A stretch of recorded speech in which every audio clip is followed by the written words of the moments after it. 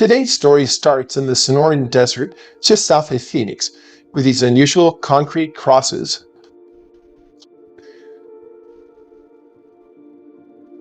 Our country is also covered with concrete arrows, but that's a story for another day.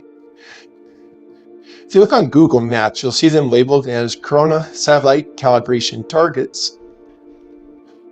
The targets are laid out in a 16-mile by 16-mile grid, with the row on the west and south being 2 miles apart, and the rest are 1 mile apart. Each arm of a cross was 25 feet long, the overall length being 60 feet. YouTube is full of videos claiming these were for spy satellite calibration. The winds are gusting pretty good, and the higher you get, of course, the more windy it gets. Till I found this one. We've made it to our last stop, and the thing we're about to take a look at, there's actually a number of these spread out through the Casa Grande area. A lot of people believe that the CIA put these here in order to calibrate their spy satellites. That's not really true. Wait, what? If you're enjoying today's video, please hit like and subscribe. It really helps this channel. Okay, let's continue. In the early 1950s, the Soviet Union had tested its first atomic bomb and was in an arms race with the United States. By 1956, the Lockheed U-2 spy plane went into service. It would fly at 70,000 feet above enemy territory, capturing photographic and other data. The U-2 had a slow cruising speed of 429 miles per hour. At that time, it flew higher than the enemy's capability to shoot it down. It was known that technology would catch up, and the U-2 was shot down by the Soviets in 1960. Initially codenamed Discoverer, the United States started launching spacecraft with the goal of having an orbiting satellite take images of enemy assets. The first launch was on February 29, 1959. The 13th launch was on August 10, 1960. That's how intense the race was. 13 launches in 18 months. Discoverer 13 did not have any imaging equipment, but it orbited the Earth, ejected the payload, and the payload was recovered. This was the first time in history that objects went into space and were recovered. The United States won, as the Soviets had their first recovery 8 days later. Also 8 days later was the launch of Discoverer 14, which contained a single camera and 16 pounds of 70mm film. Later launches had dual cameras and up to 80 pounds of film. After completing 17 orbits, which took around 25 hours, the spacecraft would rotate downwards somewhere over Alaska and eject the film canisters.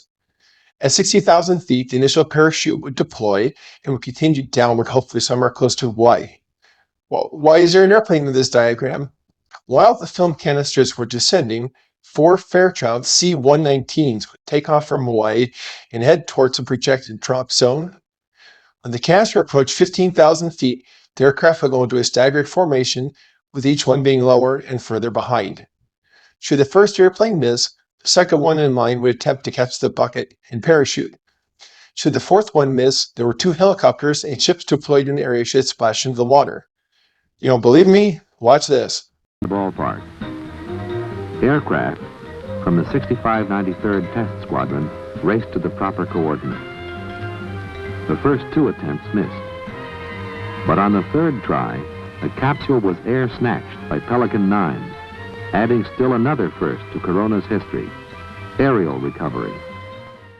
In 1995, the early satellite images and documentation were declassified and released. Over 800,000 images and thousands of documents.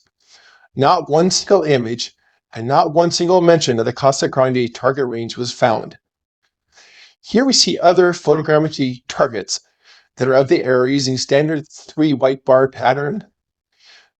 By 1966, when the Casa Grande range was built, Corona had 2-foot resolution.